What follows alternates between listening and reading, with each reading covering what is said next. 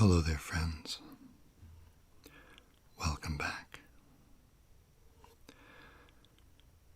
I was surprised and fairly tickled earlier this week when I discovered that a lovely, small, new ASMR creator by the name of SleepStories ASMR tagged me in the recent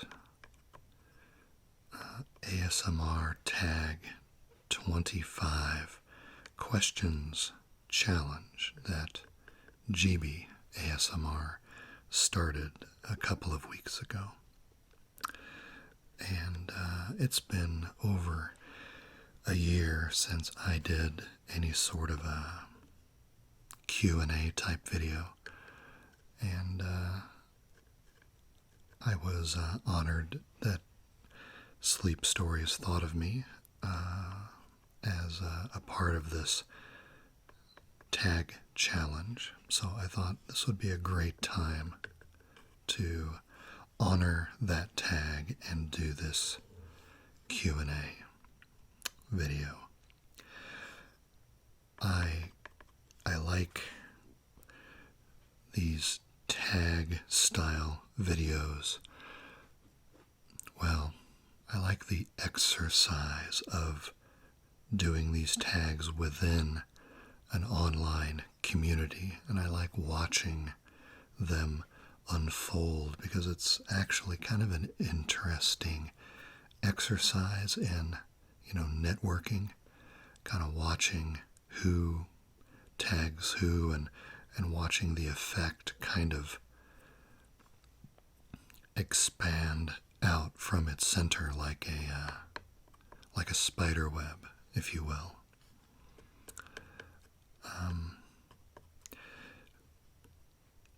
I assume perhaps you've heard of the concept of 6 degrees of separation.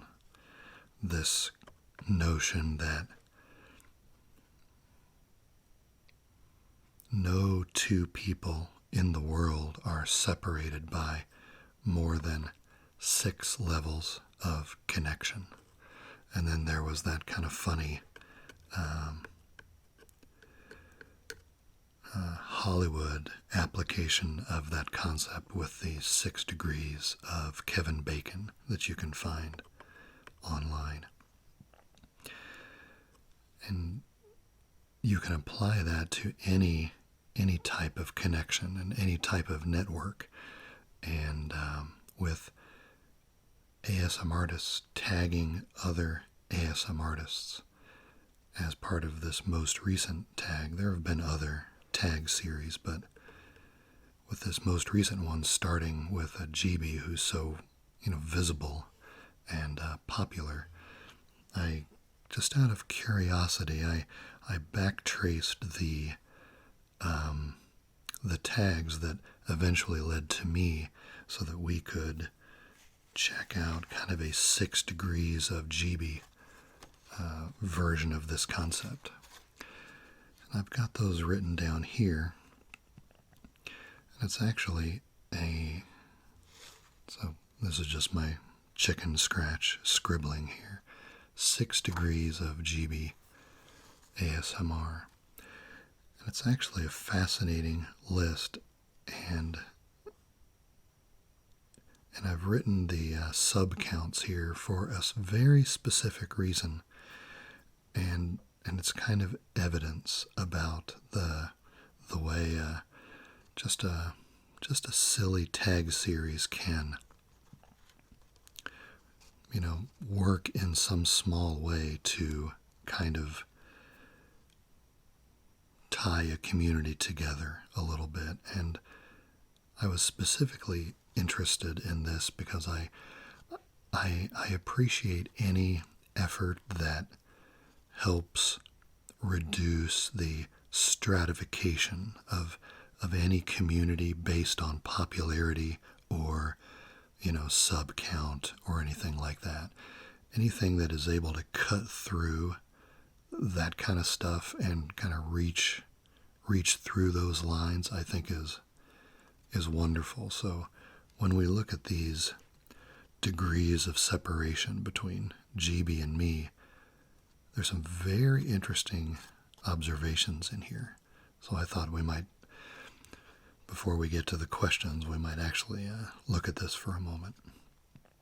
So you have Gibi at the top. She's at 1.3 million right now, and she started this about 2 weeks ago. And one of the people she tagged was Karuna Satori at 430K. And then this next one is just outstanding, the way this played out. One of the tags she put in there was ASMR Auntie, who has 193 subs. And I just love that. I love that this connection was made. And then, because this is what I'm talking about, the irrelevance, or what we hope is irrelevance of things like channel size, that these connections can kind of cut through that. I think that's wonderful. And then ASMR Auntie called out Tingles with Flyby at 4.1K. She's one of my co-collaborators on the huge Atlas collab that I hope you've been able to check out. Then Tingles tagged Miss Vindicat, one of the OG whisper video artists from back in the day, who's still putting out great content. She's at 5K. And then another great connection here. Miss Vindicat called out SleepStories ASMR, who's a brand new creator at 119K. And then SleepStories tagged me, and I'm sitting at 3.4. So in terms of separation, starting at Gibi, we have 1, 2, 3, 4, 5, 6. 6 degrees.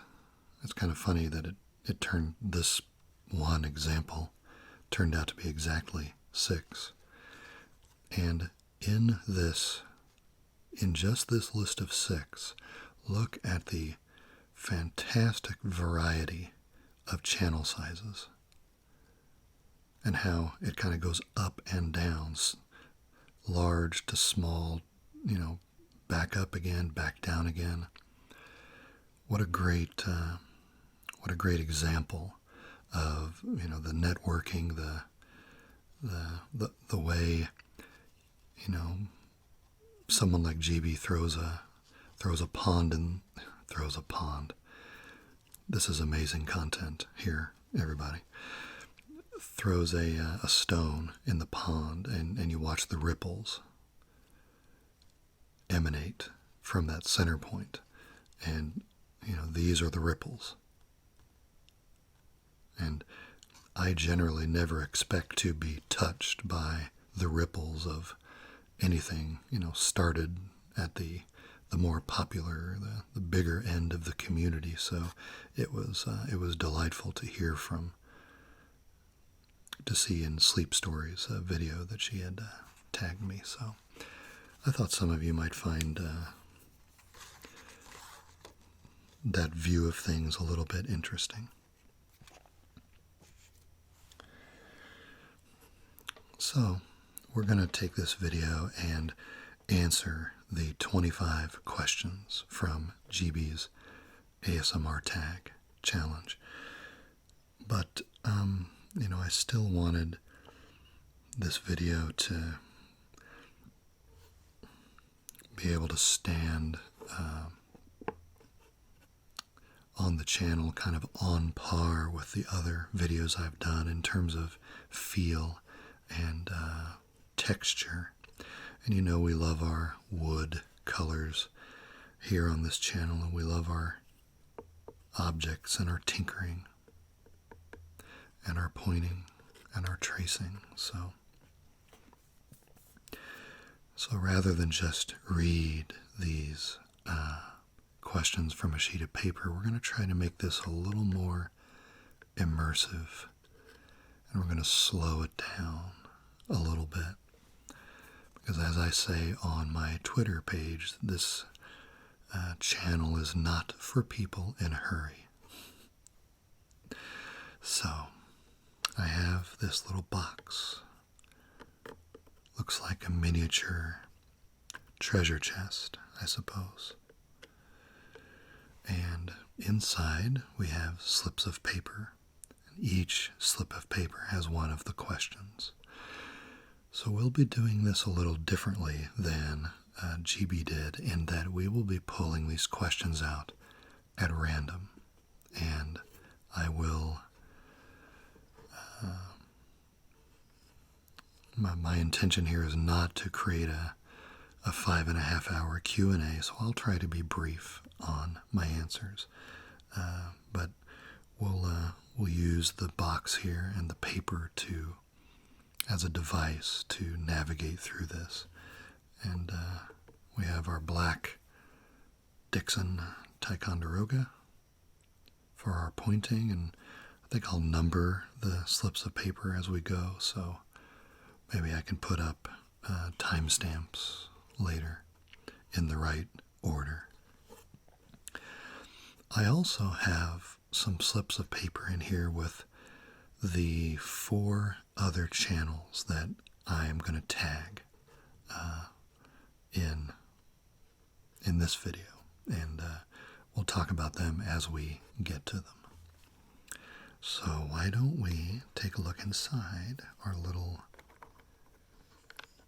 treasure chest here.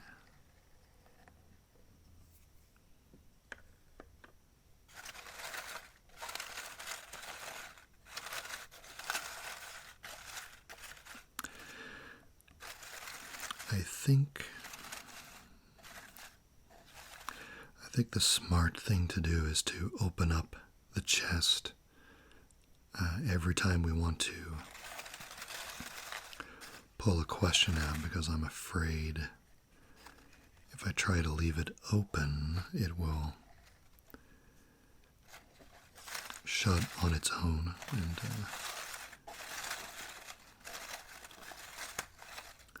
plus we'll get to play with the little lock mechanism a lot more if we do it that way. Okay, so let's get into it.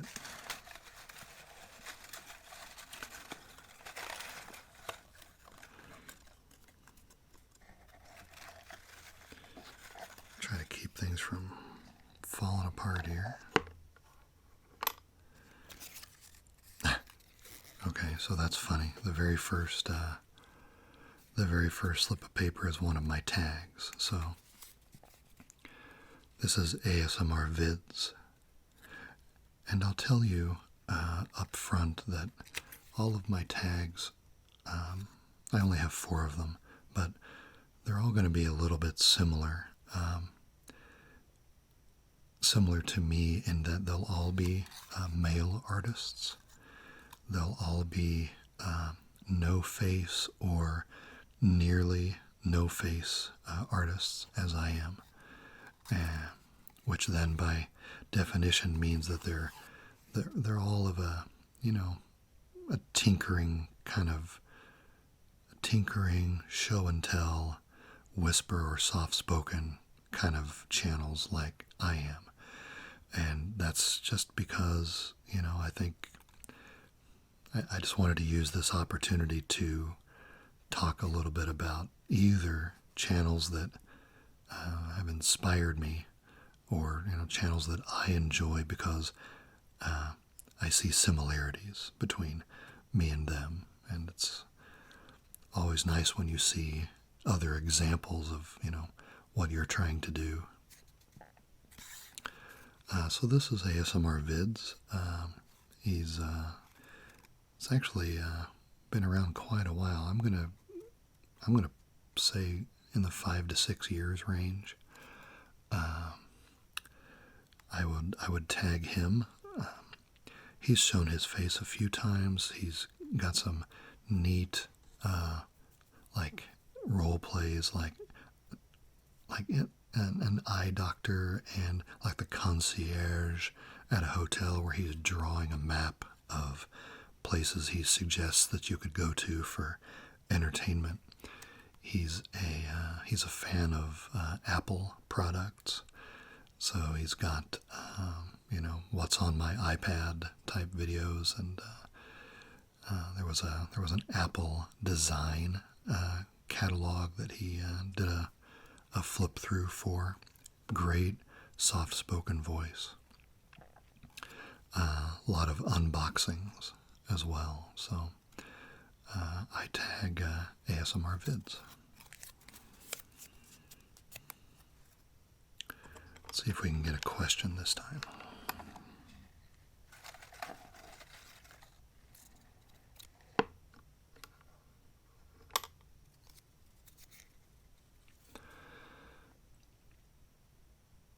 What inspires your video ideas? And we'll make this question number 1.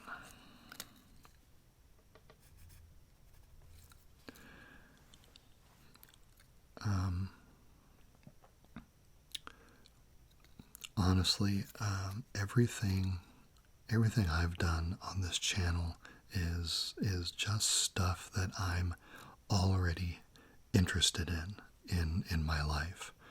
Either they come from hobbies or collections that small collections that I have or I wish I had.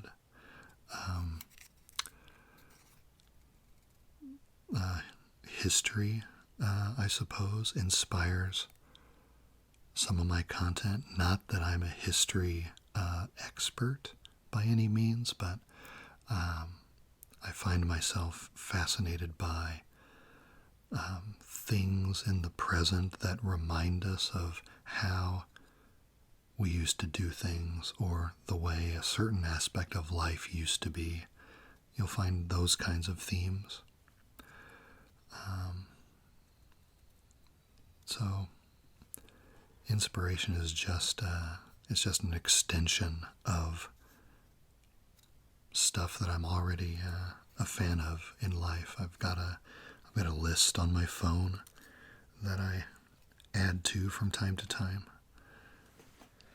I've had that list since the beginning of the channel, and I'm still working down through it. I think this pencil is going to be our helper to open up this latch every time we get a new question.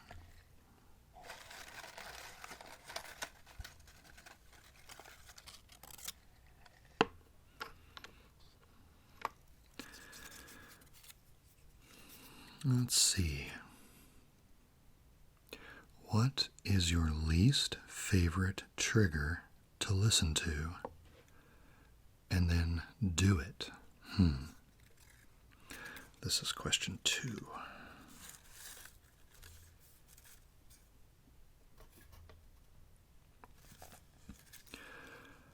I guess the thing with me is that if you've been to my channel and you've been to my streams, you already know that my big thing is subtle triggers, small trigger sounds that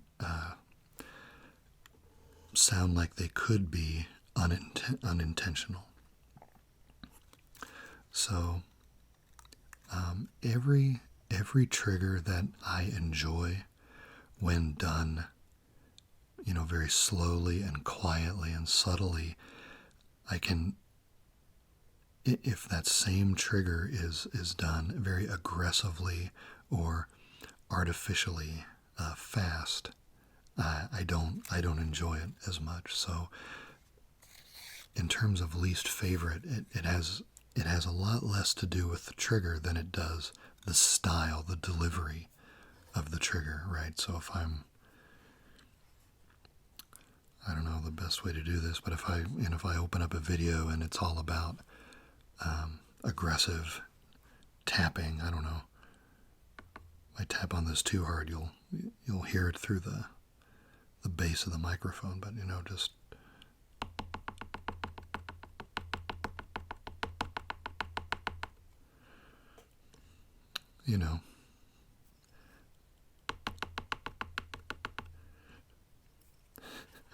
I just put a yes, pencil lead on old wooden box ASMR. I don't appreciate that trigger. No, but anything done too quickly or aggressively is not really what I'm into.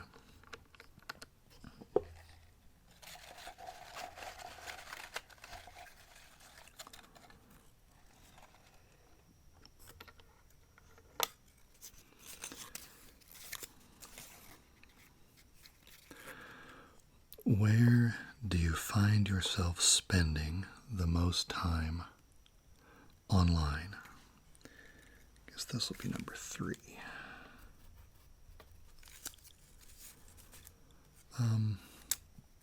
Well, certainly, I'm probably on YouTube more than I should be or want to be. I have my Gaslamp account, of course, and I'll watch other artists when I'm able to, and then I have a regular civilian account, YouTube account, where I'll watch videos about TV shows that I might be interested in or games that I might be interested in. And then websites that deal with interests of mine. I'm not really on Facebook anymore. I'm about 2 years off of Facebook. I have the Gaslamp Twitter channel that I post to occasionally. I would say that I'm, aside from YouTube, I'm not super engaged in any of the social media type sites. It makes it harder, I guess, to curate the amount of negativity that I'm exposed to, and I find it valuable to try to cut that down.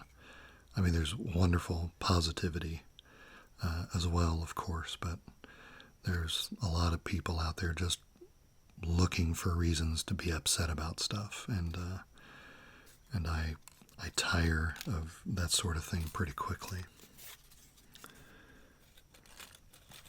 But yeah, probably too much time on YouTube.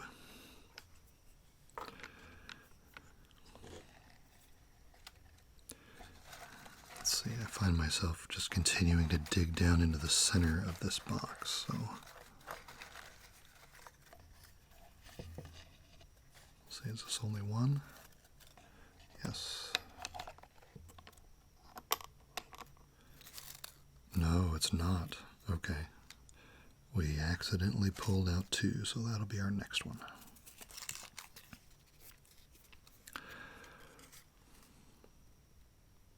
Have you ever been recognized in public? Thankfully, no, which shouldn't be a surprise because this is number 4. Because I'm a very, very small channel, and that was dumb, and I don't show my face on the channel, so that's the obvious reason why I haven't been recognized. I mean, I've been recognized, but as my civilian self, not as a content creator.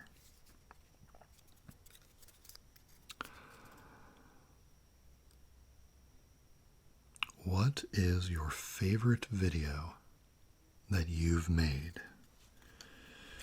This is number 5.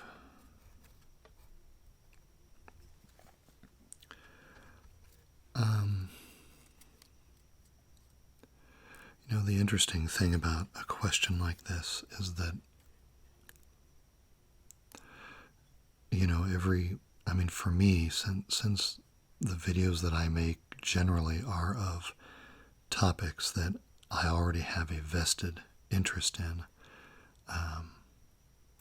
aside from just, straight up no talking trigger videos, there's something personal about each one of them. So in some ways, my favorite video is the one I just got done making because I'm the most connected to whatever it was I was talking about there. And that's the most present and the most visceral.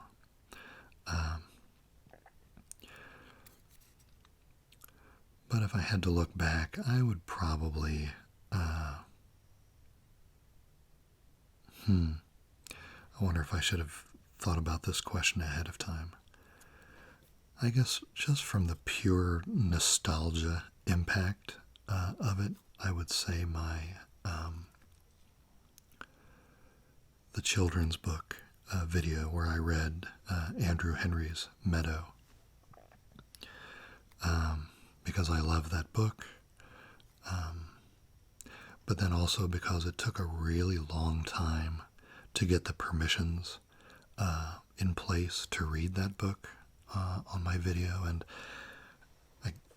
I guess all through that process I expected to be turned down at the end, and then when they said yes, that just was amazing to me. And then I love reading that book. It reminds me of reading to my kids. It's a book that I had when I was a kid, and so when I was able to read it to my kids, I just loved being able to pass down that story and some of the wonder and excitement that I always had when I read it to myself then.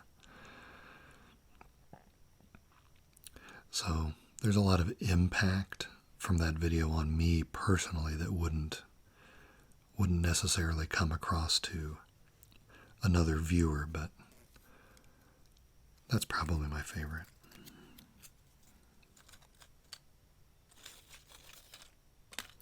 See, we're already 5 questions in. We're doing great.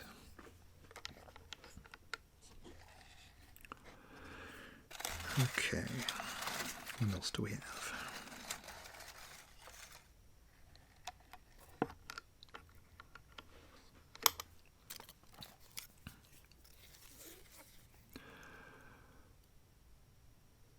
What time of day do you film? Question number 6.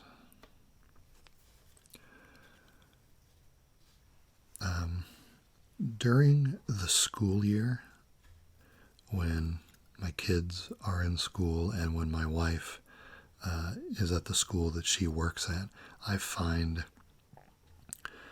the most consistent and reliable time for me to record is in the morning, right after everybody leaves the house for their day.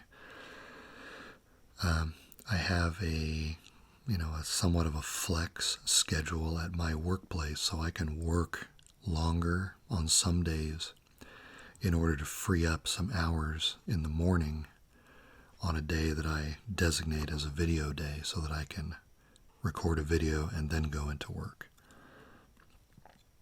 That's the time that I've been most successful. I've tried late at night, but my brain simply doesn't work that well then, and it's so much easier to just make an excuse to not shoot a video because I'm tired or whatever. But again, the morning idea only works during the school year. During the summer, it's a struggle. I don't have a good answer for the best time during the summer because I just have to do my best and,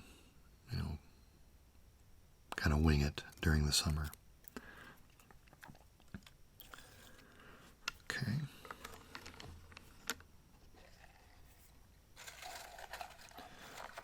into the middle of the box again.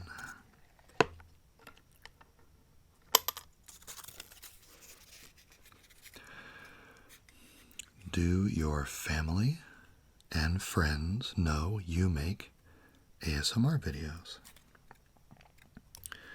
This is number 7.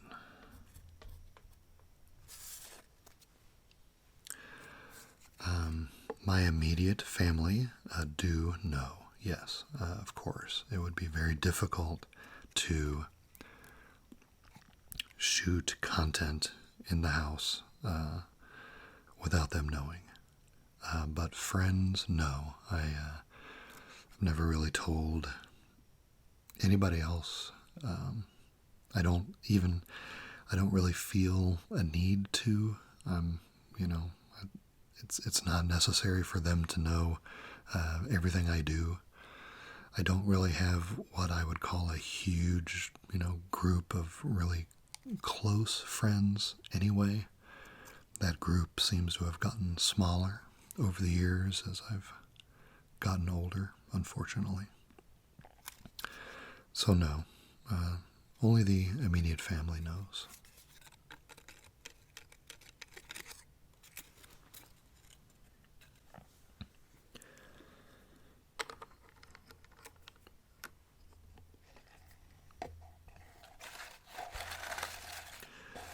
Let's mix these up some more.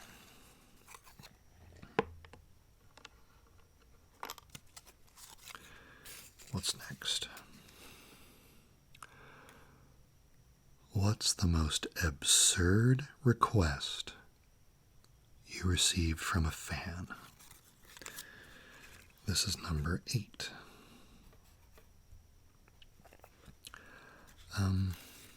Again, with me being such a small channel, I do get requests, but I wouldn't call any of them absurd. Usually, when people ask me for things, it's asking for more of something they've already seen. So, I get asked sometimes when I'm going to do another map video, when I'm going to do something on watches again. I've had requests for more Star Trek stuff. I've had requests for more musical instrument stuff. I've had a request for a video with me playing bass. But I've never really gotten a request for something that is very, very outside of the themes and the tones and the textures that I do already. I think on one of my early streams, somebody came into the chat and asked if I could do, mouth sounds, right there on the stream. And, that's just not my thing. So I had to politely decline that, but no, not really any absurd stuff.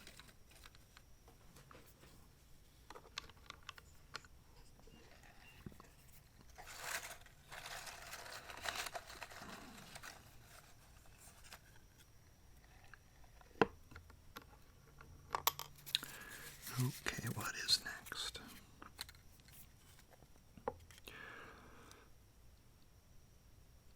What's something the audience doesn't know about the behind the scenes of your channel?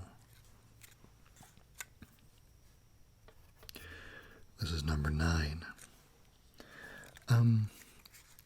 Actually, my guess is that people who have seen all of my videos actually have a pretty good sense of the behind the scenes. I did a video for 500 subs where I kind of walked everybody through my setup, and you got to see the space that I shoot in, which is a different space than where I'm at now. And I kind of laid it out all there. I guess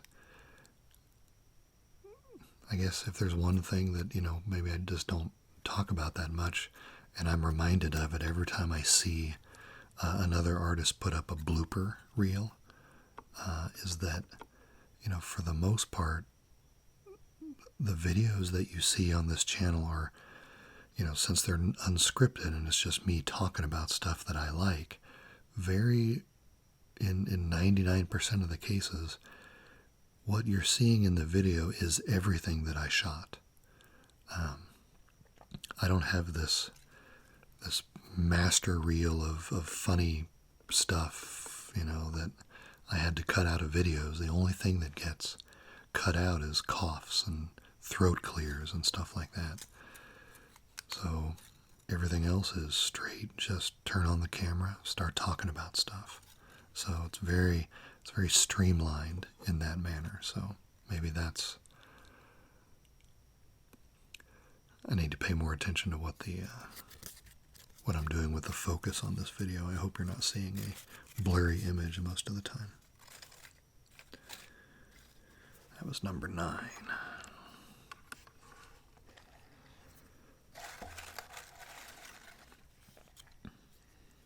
I hope this sound is coming across good.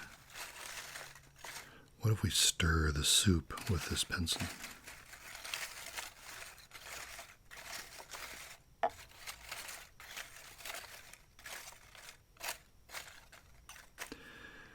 Wonder what I would call that. Paper scrap sounds. I don't know.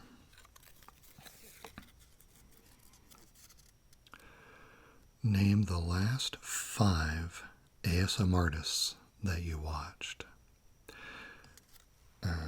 This is actually a really good question because it brings up an excellent point about this tag. Let's see. This is question 10.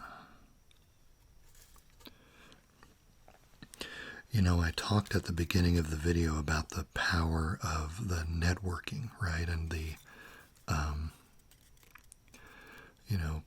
crossing of the streams, if you will, between large and medium and small, and how we saw just in a single example, we saw that in action.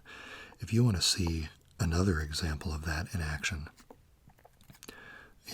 every few days do a search on ASMR tag and watch the artists, both big and small, who are putting up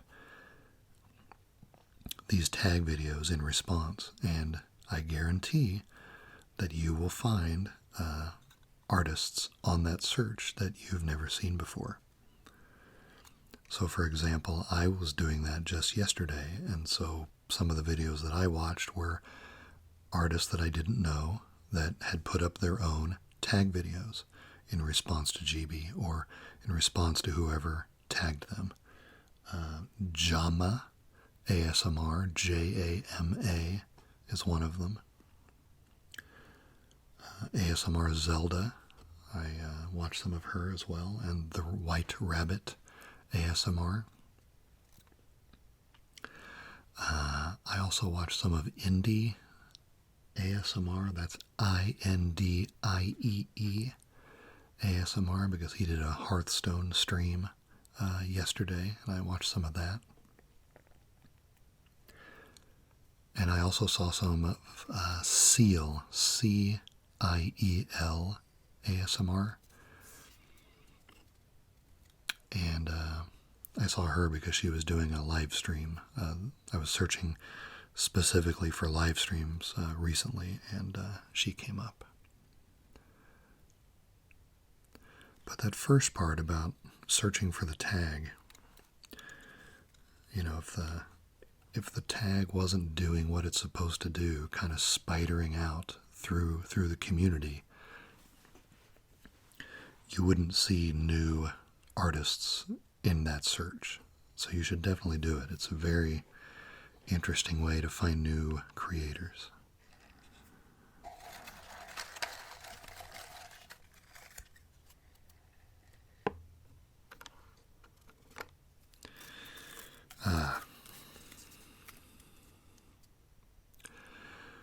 Well, we eventually had to get around to this gentleman.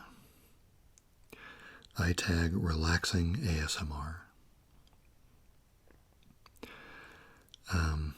I have gotten so many comments over the last 2 years that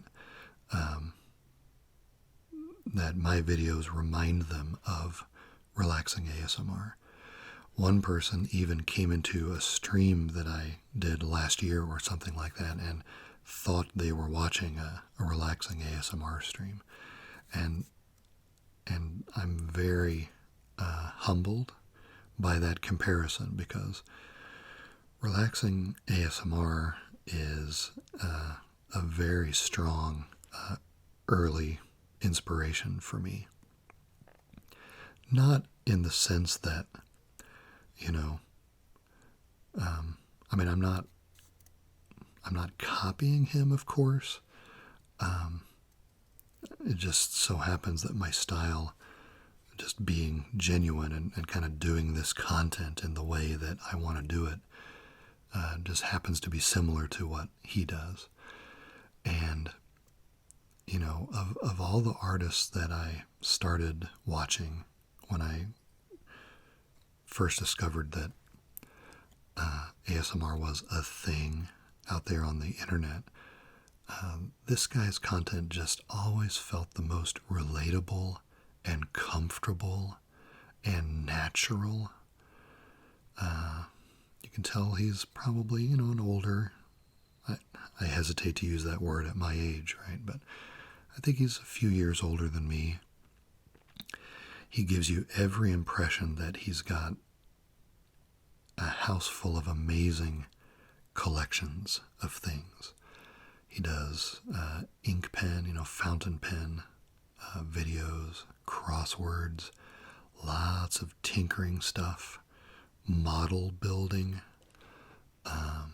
He just started out his channel maybe 6 or 7 years ago with an iPhone that he received as a gift from his wife, and it's just grown from there.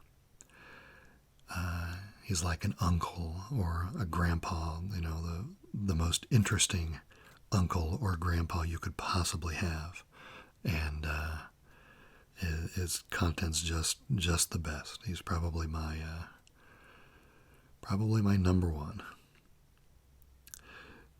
He'll never know that I tagged him, of course, but I couldn't make this video without tagging Relaxing ASMR. So do check him out if you don't know about him.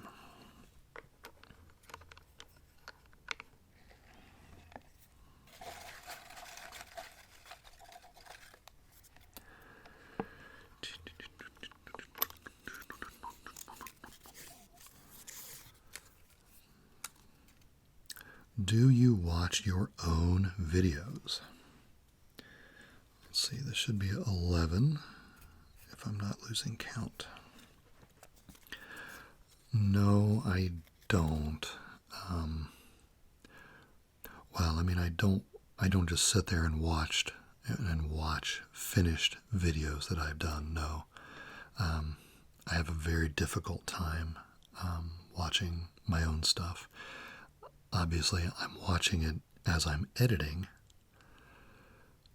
but after that, after it goes live, no, I just, these videos are, in a sense,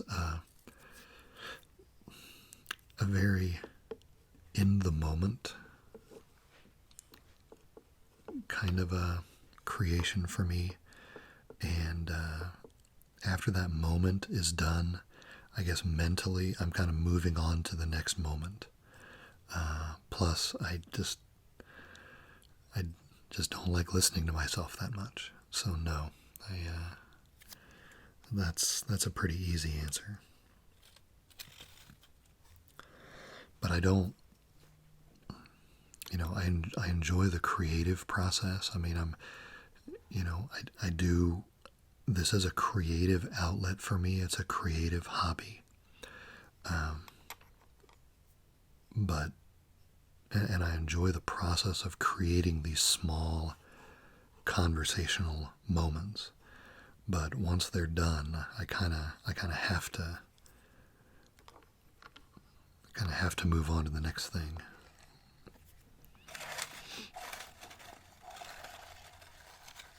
I think you probably enjoy, I enjoy creating the moments, but after they're done, I think you guys, enjoy them way more, and that's how it should be.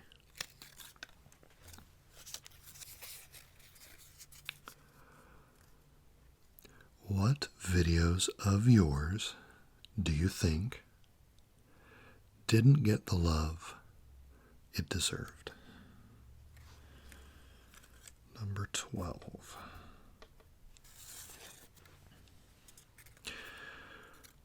Well, one thing about being a very small channel and a very slow growing channel is that videos that you make when your viewership is very, very small, some people go back to them and catch up on them after they've discovered you later, but the videos from the early days of the channel just never really catch up. They never have the viewership that later videos do. So I would say that, work that I was very happy with early on that fall into that category. One of them would be old keys. I think that was the 5th video I did, and that was my first trigger oriented video, dealing with some old keys and making a little key ring out of a piece of a coat hanger wire. But I love that video. I would make it a little less jangly if I did it again today, but I love the mood of that video. I love the visual tone of the video. It was the first video where I used these boards. And between the box I had in the corner and the old newspaper clipping I had in this corner and the old dull pliers that I was using, I was trying to make it look like the whole video could have happened 100 years ago. And I was really happy with how that turned out, but hardly anyone saw it. And then in terms of a speaking video, I was really happy with the way the 100 sub video I did came out.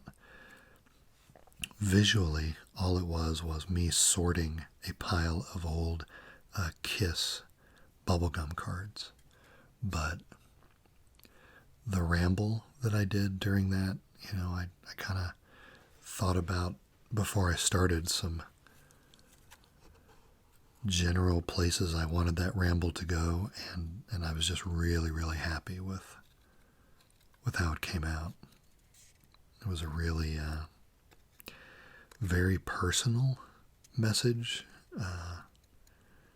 maybe a little emotional. So I was really happy with that as just a small, relaxing piece of work. And again, because it was so long ago, not a lot of people saw it either. So there's 2.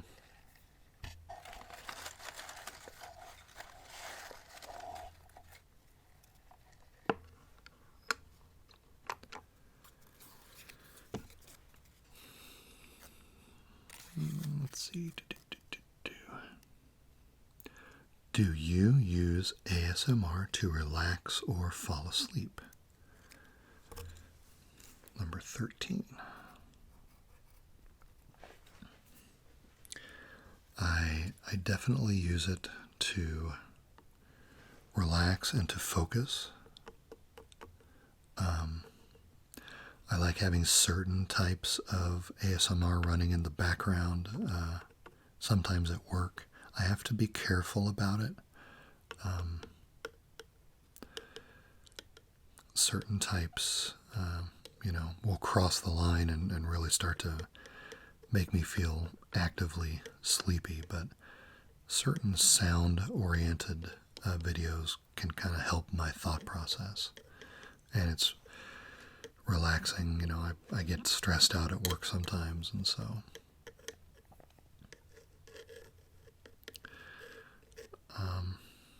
as far as falling asleep goes, I'm blessed in that, generally speaking, I don't have much of a problem falling asleep. But I do like catching a video or two at the end of the day if I can. And it does kind of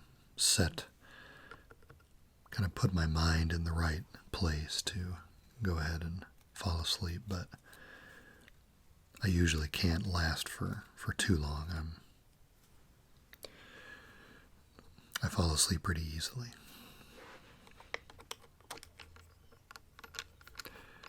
This little latch is kind of loose.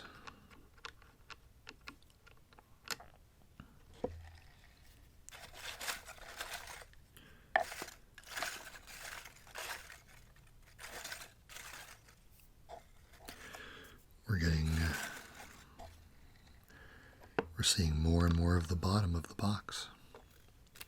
That's progress.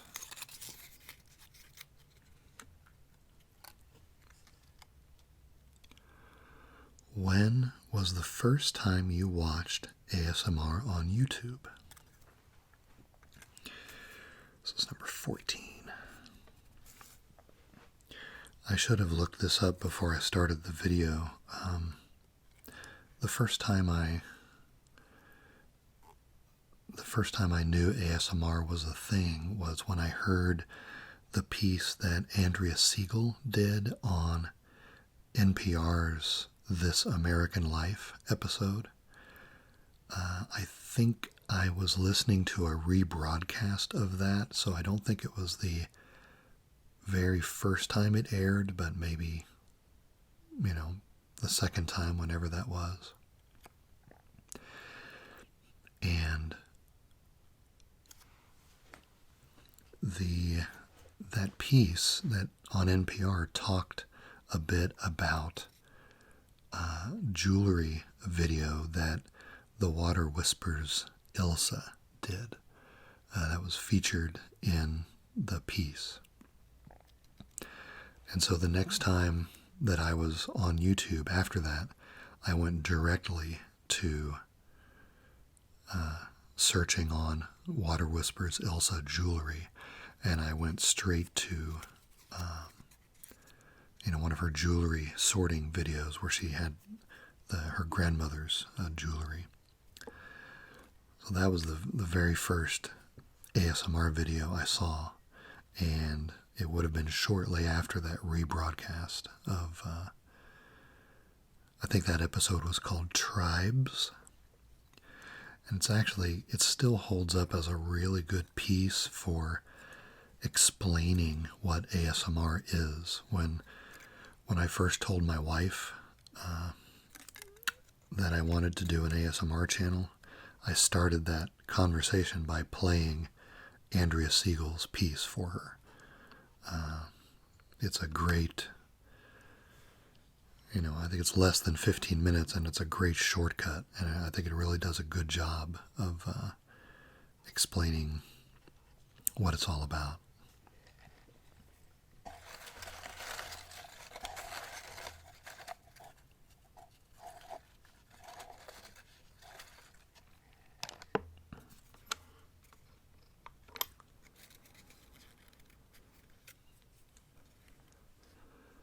Let's see, what is your least favorite trigger to do?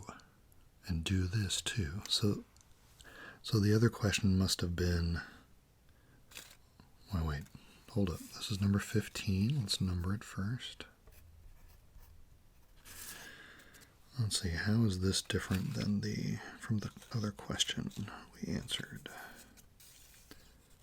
Ah, okay. Least favorite trigger to listen to versus do. This is least favorite trigger to do.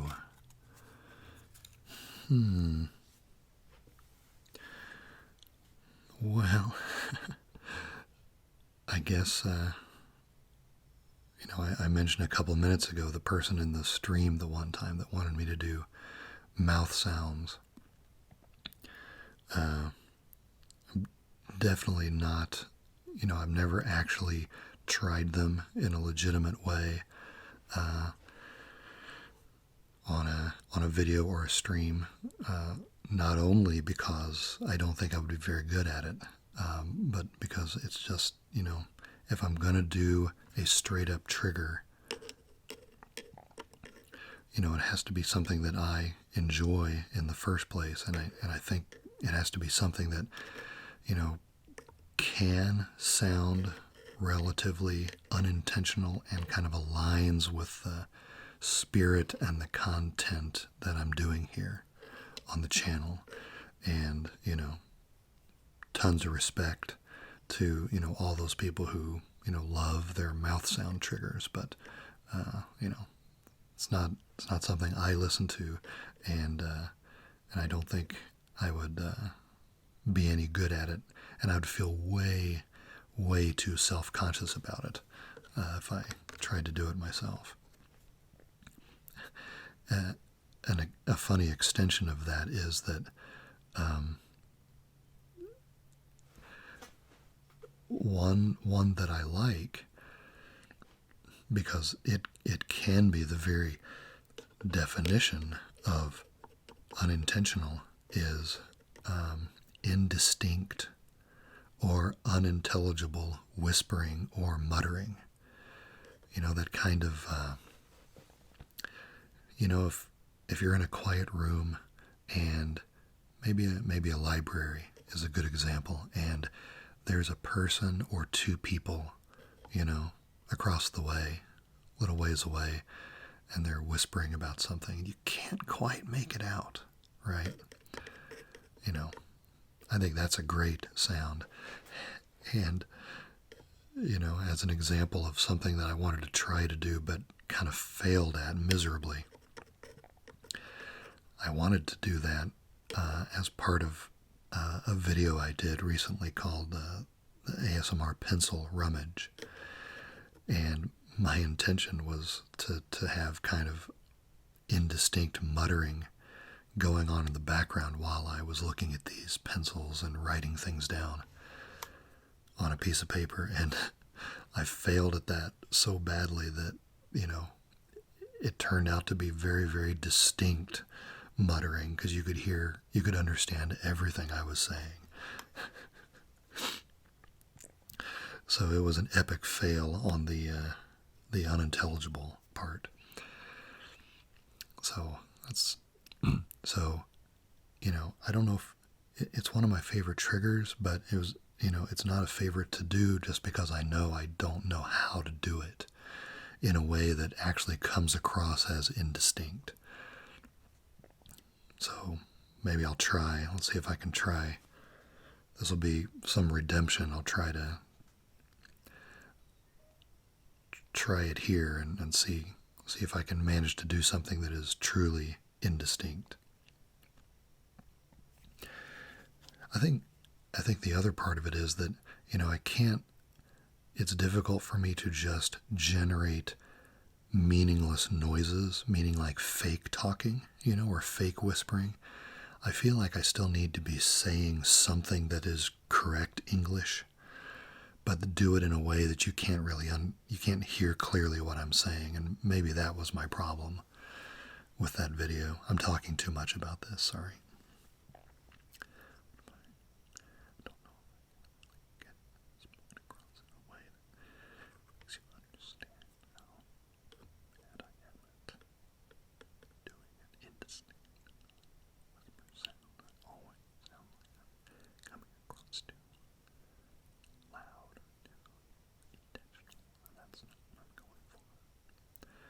How's that?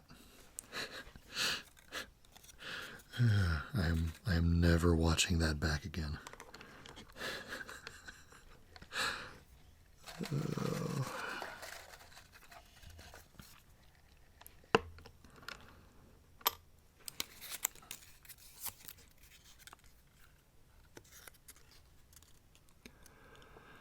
What is your favorite ASMR trigger to listen to? And this is 16. Well, again, I think I've answered this in a way already, but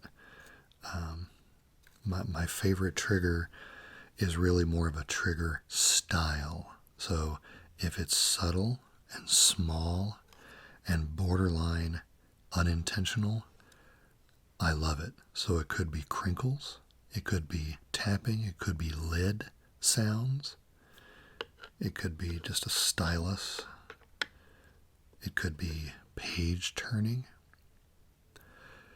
If they're done with an almost absent-minded approach, like you're truly kind of a fly on the wall while somebody is doing something they don't know you're there, I'm all about it.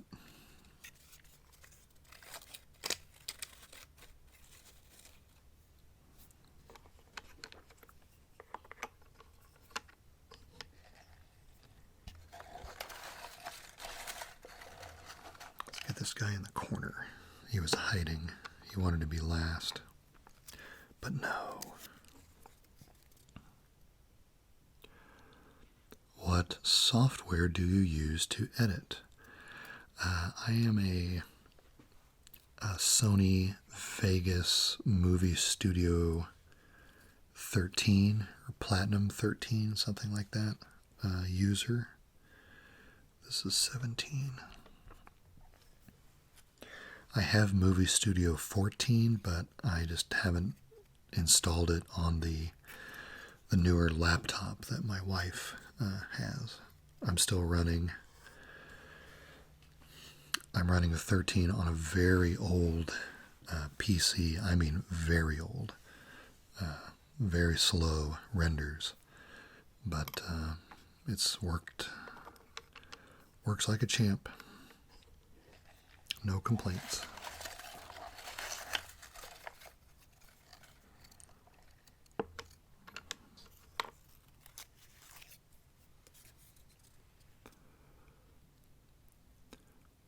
What is your bedtime routine? And this is number 18. I don't know that I have anything that you would call a routine. I mean, well, I guess I have to by definition, but it's nothing out of the ordinary, just the normal, tidy up at the end of the day. Usually I'm really tired by the time I'm able to finally get to bed. We've got kids in the house, that are still school age, so, they go to bed, and my wife wakes up an hour before me, so usually she gets into bed before I do. Sometimes if I feel like I've just kind of been on task all day,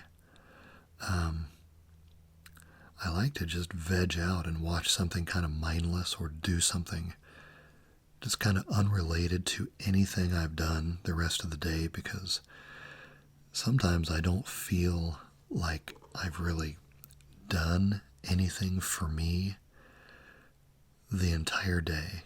Sometimes it feels like you're on task and, doing for other people all day long. And sometimes I just need to kind of finish the day with something for me.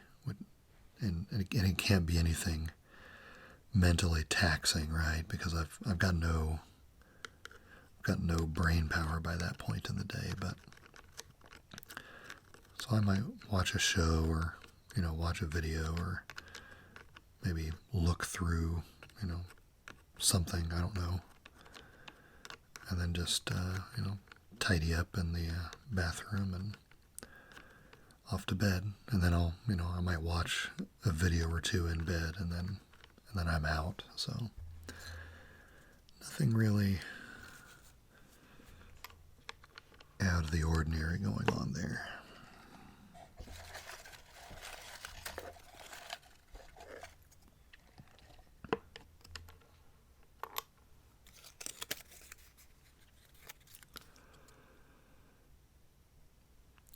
Have one of your videos had an unexpected negative fan reaction? And this is 19.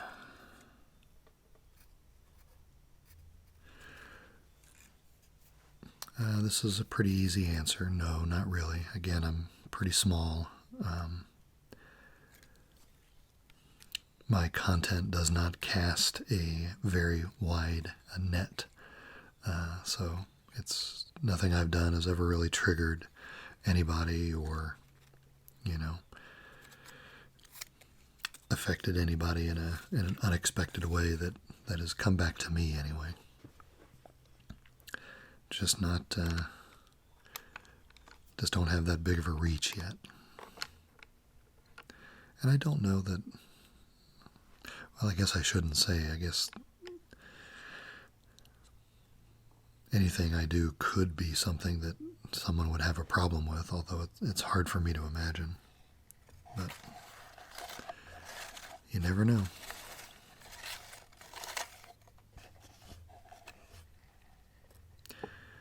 Okay, we're in the home stretch now.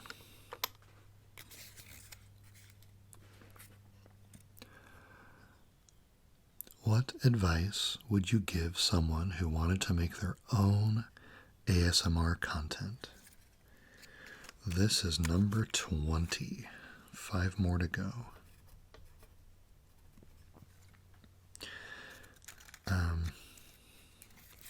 I could talk a really long time about this topic because it's one of my,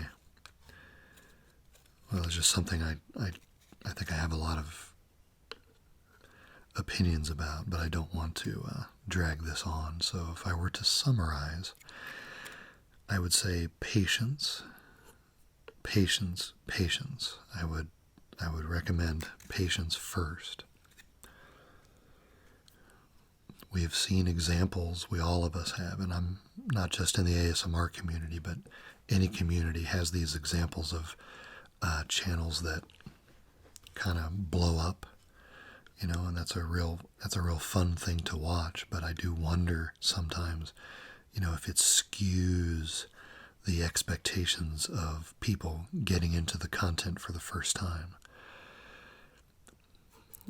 You should never get into creating an ASMR channel with certainly the expectation that you're going to have, hundreds of thousands of subs in a few months. If you enjoy the process, then be patient enough to let your audience find you. It will take a while.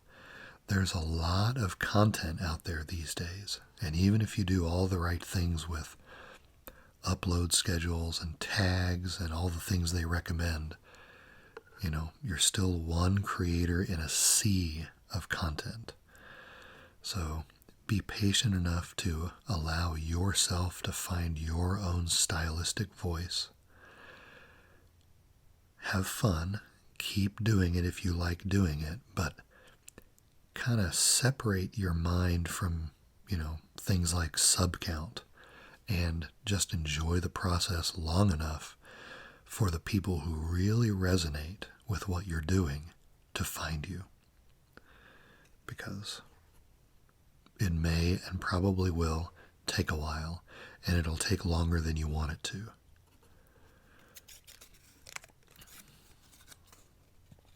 So just have patience with yourself and have patience with your eventual audience.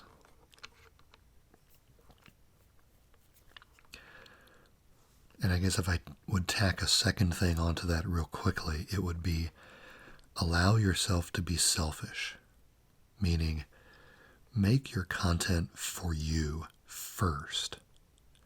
Make sure it is content that you like and that speaks to who you are as a creator, rather than what you think everybody wants to see, okay? Because I don't think you can truly develop your own identity as a creator if you're on a mission to just make everybody happy. Make yourself happy first.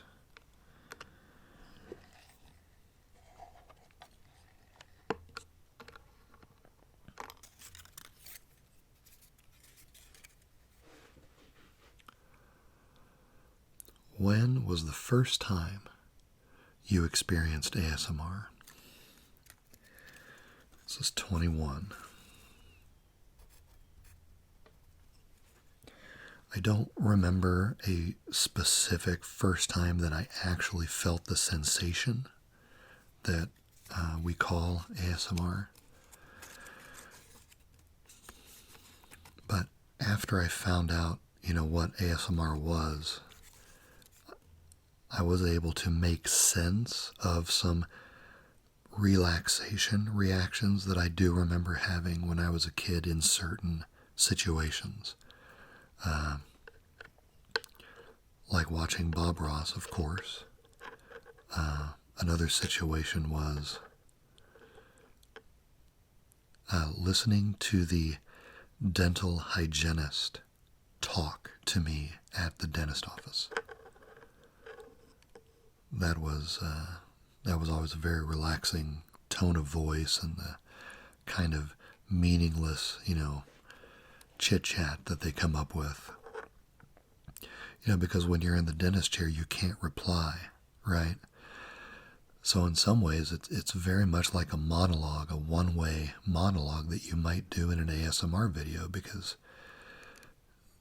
you're not expecting a response in an ASMR video either, and the dental hygienist isn't expecting a response either. So they have to be able to say these things that kind of run their own course, and I remember being very relaxed by that. Similarly with the sportscasters who do commentary on golf, their tone of voice and their cadence and their delivery, I always found to be very relaxing. Mr. Rogers had that as well as some documentary style shows like the Jacques Cousteau shows that were on when I was a kid, as well as Mutual of Omaha's Wild Kingdom, which was a nature and wildlife show. Those kinds of shows would have that same effect as well.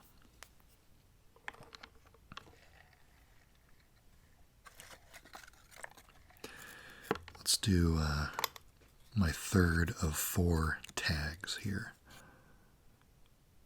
TheWhisperCorner ASMR. This is a whisperer from England, I do believe. My first 2 tags were of bigger channels that have inspired me, and this gentleman and the last gentleman are smaller ones that are putting out great whisper content. If you like accented whispering, you will enjoy the Whisper Corner. And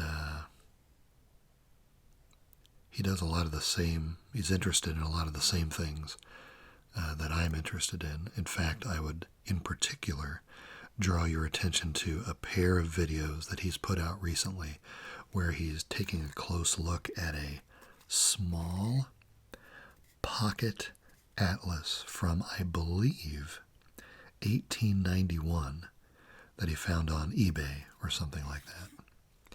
And the thing that I love about it is that he's not looking ahead in the atlas. He's only looking at the parts of the atlas that he's seeing for the first time in the videos that he's making. And the lettering in particular in this atlas looks almost hand lettered, and it might very well have been. And to listen to him kind of regard the items in the atlas with that whispered voice of his is fantastic content. So, the Whisper Corner ASMR, I tag you.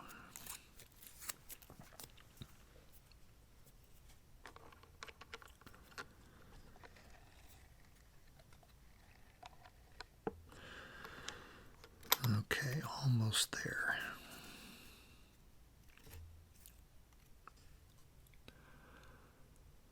What's your favorite unintentional ASMR video?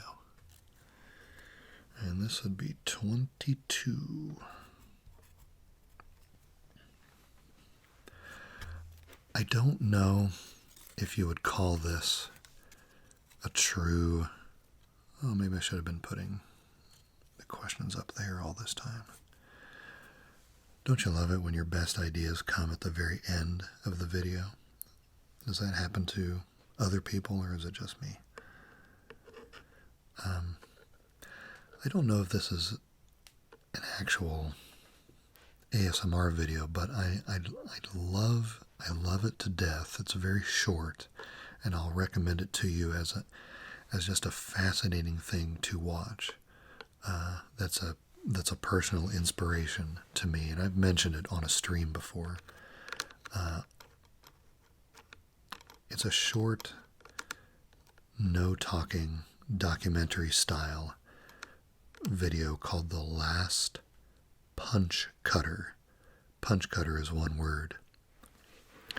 And it's just like 7 or 7.5 minutes video made of an Italian punch cutter, using all his tools and instruments to cut a metal punch of a capital letter G. And if you find that video, you can read about, what it's part of a larger project dealing with an Italian from hundreds of years ago who had, an impact on typography or something like that. But all of the sound in The Last Punch Cutter is added later in post-production through, Foley, like a Foley process. And the visuals, watching him, look through his magnifying glass and use his sharp tools to cut away the bits of metal, and knowing that he's actually doing that it's not simulated or animated in any way. I'm a fan of watching somebody do detailed work, and that video is a big inspiration for what I eventually want my channel trailer to look like, and also eventually what I want my pharmacy student video to look like. And I mentioned that pharmacy video as a long-standing project on my to-do list. But The Last Punch Cutter, I would recommend that to you.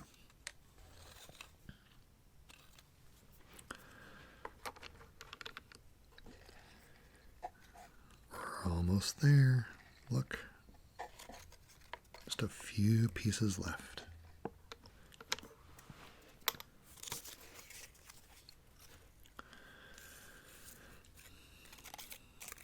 Let's see. Have you ever gotten tingles from your own videos? No. This will be an easy and a short one. Number 23. Nope. As I explained before, it's way too cringe to watch, and even the pieces that I have watched, I can't separate myself. I can't be objective enough to ever get tingles from that stuff. It's just too close to home.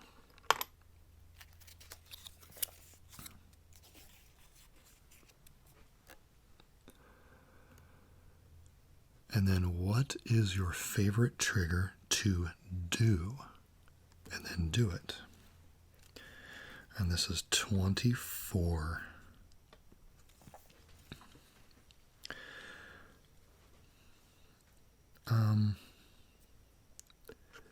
I know one that comes up a lot in the map videos that I've done is the pointing and tracing trigger. I've gotten nice feedback from people who enjoy pointing and tracing, that I do an okay job of it. And I appreciate that, because doing triggers at all is kind of a self-conscious process for me, because I'm much more comfortable just sharing, talking about a neat thing that we're looking at together, sharing my impressions about it. I find trigger videos to actually be the most challenging, the hardest ones to do. And I'm constantly self-conscious as I'm doing them because I'm never sure that I'm doing them well. So the word favorite as applied to triggers is a bit tricky for me. But I do like pointing and tracing, especially on a map where you can follow a very organic, twisty line. We've got some of those shapes here in the decorative part of this latch. Almost a fleur-de-lis pattern, like the top of a fleur-de-lis here. And with our trusty Ticonderoga, we can trace these shapes.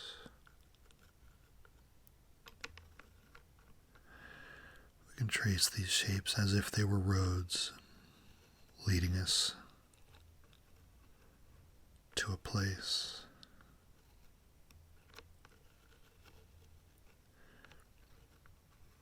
Taking us someplace new.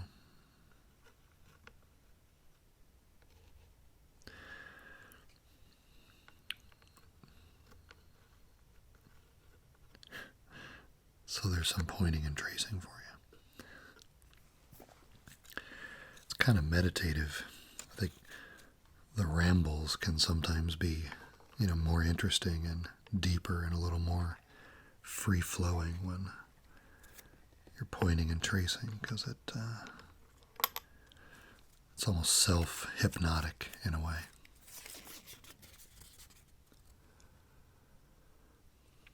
This brings us to my last tag of this video, Aussie ASMR Man.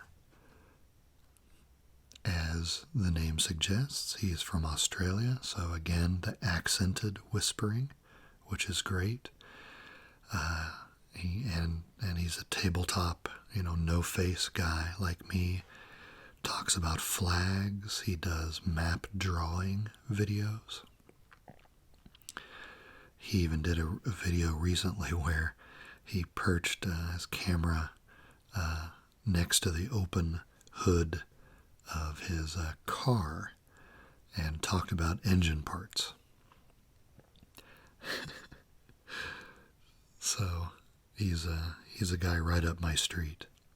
So I tag Aussie ASMR Man as my last tag in this 25 questions challenge. And speaking of 25 questions, nothing remains in our little box except question number 25.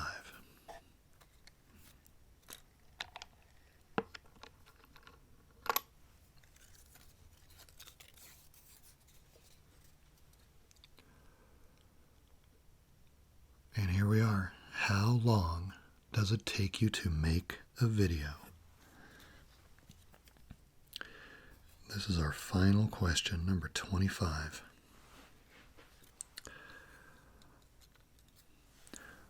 Well, the longest, as I alluded to earlier, because of the very slow computer that I use to do my work on, the longest section of the process is the rendering of the final video. That's after you've done all of your edits and put in the title and the beginning graphic and chopped out all the coughs and the throat clears, and you finally have the project the way you want it. Then you actually hit the button to start the render or the export that'll create the file. And I always have to do my renders overnight while I'm asleep because they take so long. If the final video is like an hour or more than an hour, that'll be a 10 to 12 hour rendering process. But I cheat because I do it when I'm asleep, so I'm not waiting for it to get done.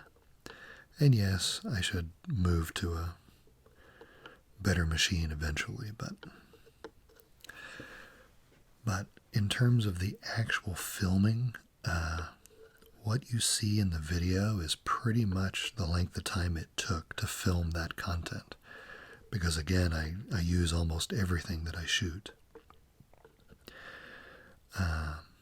And then a video will maybe be an hour worth of editing because my editing is very simple. I just chop out the parts with the bad sounds. I don't do any processing. I don't do any noise reduction.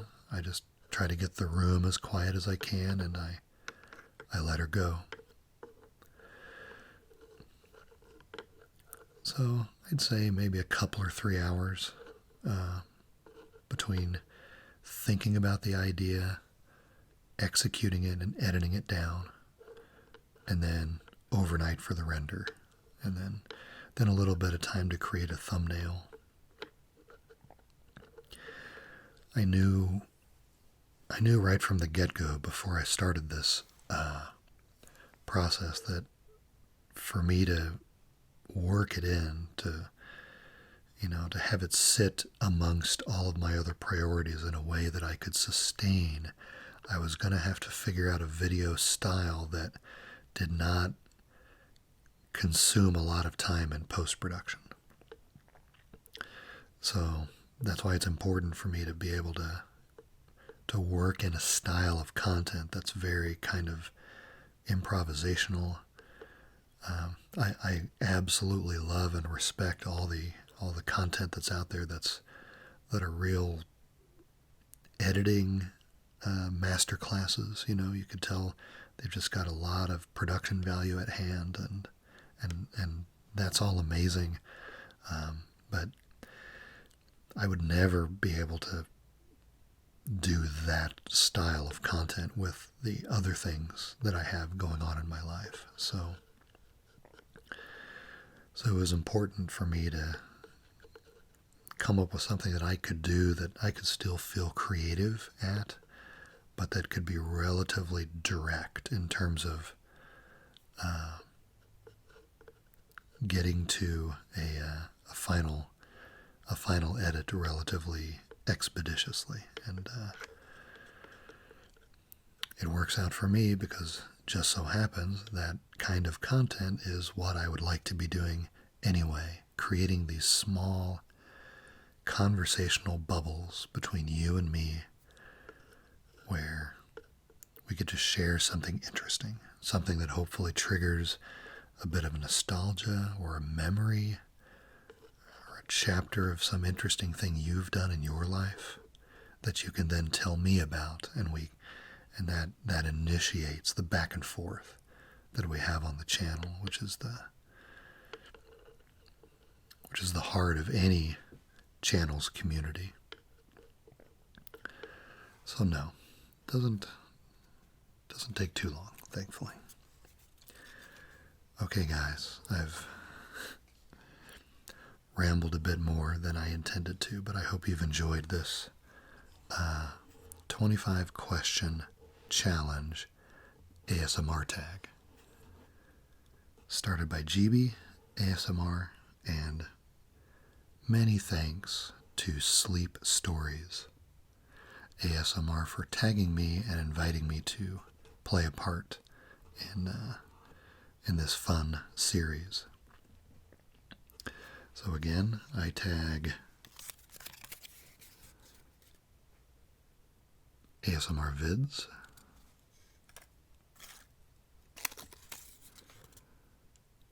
Relaxing ASMR,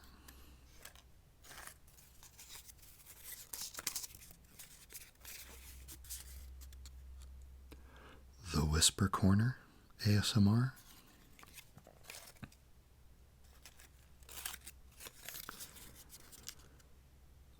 and Aussie ASMR Man. And I invite you all to do a 25 question challenge video of your own if you ever find out that I just tagged you. Okay, everybody, thanks for being with me, and look forward to seeing you again very soon. Bye-bye.